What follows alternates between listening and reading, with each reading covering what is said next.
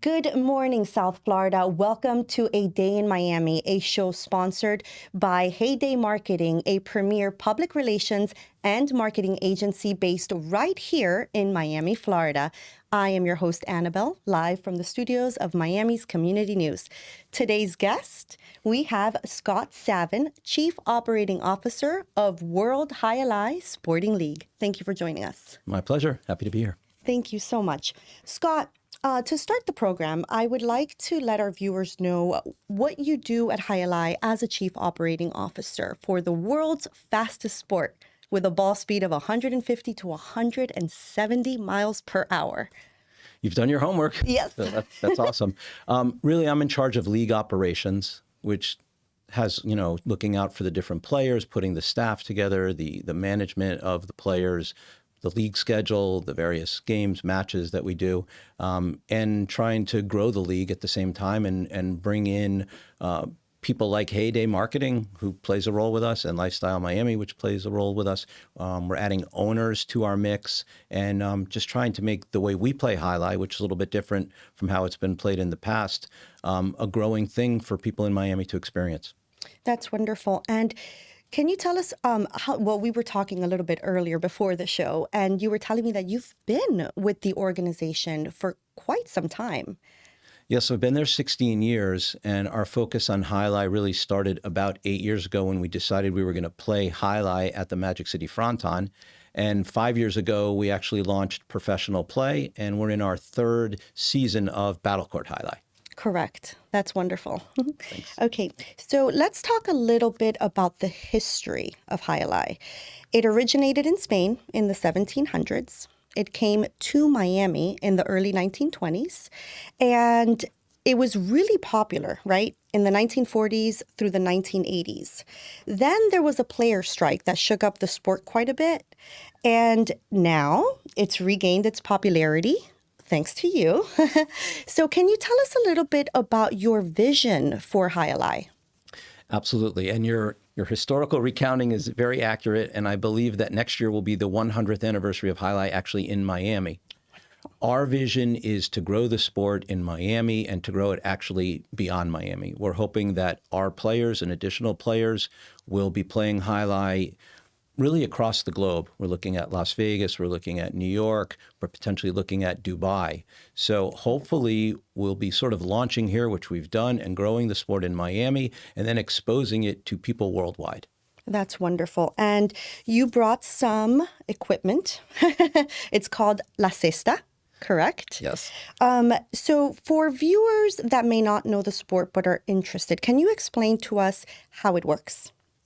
Sure. So basically what we've done is to make it, sort of model it after tennis so that people could understand it better. Okay. And yes, they catch and throw with the cesta. They're all handmade, so they're not mass produced. So there's actually a few quote unquote cesta makers left in the country who make these for the players. And then the pelota is a very hard ball, harder than most people realize. And the players essentially have to catch and throw the ball. The ball bounces twice, you lose the point, the ball goes out of bounds, you lose the point, and they're playing like a tennis match. They have to get 6 points to win a set, Correct. And then they win 2 sets to actually win the match. Okay, and I was actually holding the ball earlier. So it's smaller than a baseball, right? Slightly smaller, yes. But it's heavier than a baseball. And much harder, actually. And much harder, correct. That's interesting. I did not touch La Cesta, so let's see. Oh, it's pretty heavy too. So this is handmade. Handmade, it takes probably 10 to 20 hours to actually make a single cesta. It's very, you can see they're all hand woven, sort of strand by strand, and then they have to attach the glove, which is what, the player's hand goes into the glove. And what's the lifetime of a cesta? Well, it depends on the player. Some of them take very, very good care of their cestas, and they can last 4 to 6 months. Some of them, sometimes they get a little angry and they might bang the cesta around a little bit, and then we have to repair it or replace it. But on average, we get about 3 months of play for a player out of the cesta. Okay, wonderful. Okay, so the upcoming draft is quickly approaching on Monday. Yes. So from my understanding, each team gets to freeze 2 players, meaning they cannot be traded. Are there any expectations for this upcoming draft? So last Friday, the teams had to submit their, we call them frozen or protected players. Okay. And every team was able to protect 2 players. The champions from last year get to protect 3 players because they draft last, so they're at a little bit of a disadvantage. And then this year we actually have an expansion team, so we go from 4 to 5 teams, and the expansion team will have no protected players. The Lifestyle Miami Chargers will be drafting first because the team that they now are the owners of finished last year. So the team that finishes last picks first. They've chosen to protect 2 players, Benny and Spinner, who are ranked on their team as the 3rd and 4th players. So they will actually get to choose the first player taken in this year's draft. Will be Lifestyle Miami Chargers selection. And I know they're keeping that a secret, and there's a lot of behind the scenes talk about who the first player that gets selected will be, and we're going to find out Monday night. That's wonderful. Okay, so Lifestyle Miami is the newest team on the league. They took over the former Chula Chargers and are now the Lifestyle Miami Chargers. And then we have a 5th team that came into the league because we were actually able to expand and add more players this year. So we were able to go to 5 teams. Okay. And can you tell our viewers how many seasons per game, when the games take place? Is there a charge to watch the game? There is no charge to watch the game. Wow. We're super excited about being able to do that. We play 3 days a week. We play Monday and Tuesdays at 5 o'clock, and then we play Friday nights at 7. And Friday nights at 7 is when we let in the general public. We really try and make it an entertainment evening. Jai Alai is, of course, featured, but we have live music, we have food. We're adding a lounge area this year, and even an interactive game where people can come and bet on who they think will win the matches, but for free. So you can come, you can say, I think that, this player or this team is going to win. If you get it right, you'll win $10, but if you get it wrong, you lose nothing, and you get 5 chances. So basically, it's an opportunity to come out, park for free, come in for free. You can win up to $50. But our goal is to get people to see this great sport again. I mean, you said earlier it was so popular back even in the 70s and 80s in Miami, and we think it can be popular again. It's really part of the fabric of Miami. I agree with you. And learning a little bit about its history, there was crowds up to 15,000 people per event. So, I mean, if it was popular once, it can definitely be that popular again, because I've been to some of the games. And I really enjoyed it. And I have to be honest, the first time I had no idea what I was watching. But I had so much fun watching it, and I got to speak to some of the players afterwards. And interesting, a lot of the players come from professional other sporting leagues like football. Absolutely. So we have a very interesting mix of players in the locker room. We have players from the Philippines, from Mexico, from France, from Spain, and of course from the U.S. Most of our U.S. players did play other sports in college or professionally, never played Jai Alai, and they had to learn the sport from scratch. And they've put in a lot of time and a lot of effort to be able to play the sport. It's a sport you can only play right-handed. So people say, well, what if I'm left-handed? We have left-handed players, and they've had to learn to catch and throw with their right hand, which, I mean, imagine if you do things right-handed or you do things left-handed, and now you're told, oh, you've been writing and doing everything your whole life left-handed. You have to learn to play this sport right-handed. They've done it.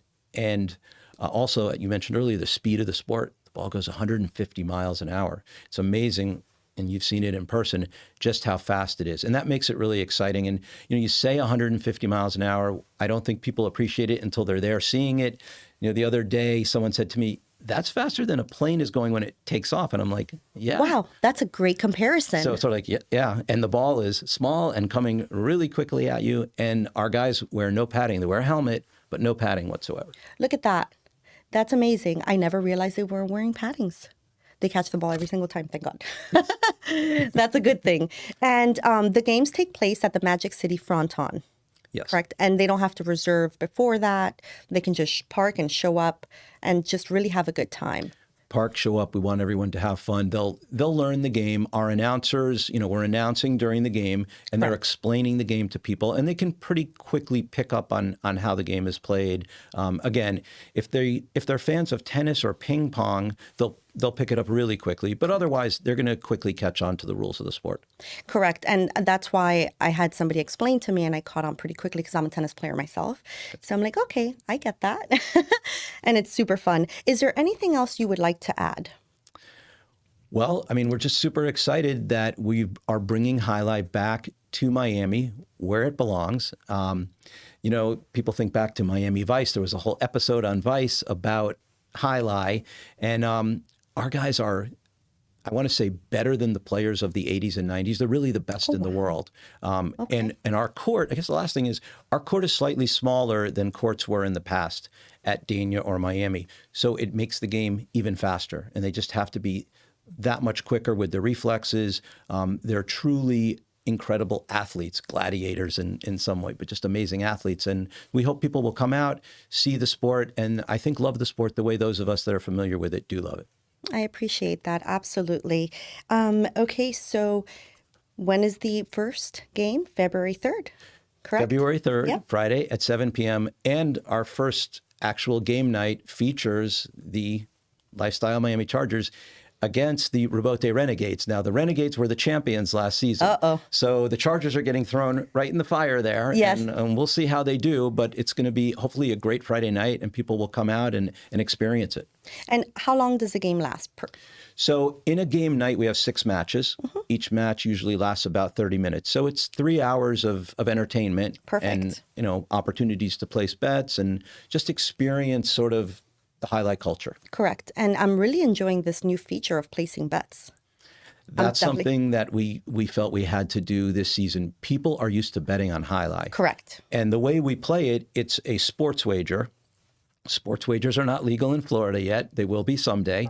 So we decided, you know what, people want to bet on this. We'll give them the opportunity to come out and bet. And, you know, if a group of 4 people come out, and even if they win half their bets, collectively, they're going to have $100. So they're going to be able to eat and drink and have a nice time. And as we said, park for free and come in for free. And you can't do that anywhere else in Miami. So we're really excited. Yes. And the DJ was fantastic. The entire last season.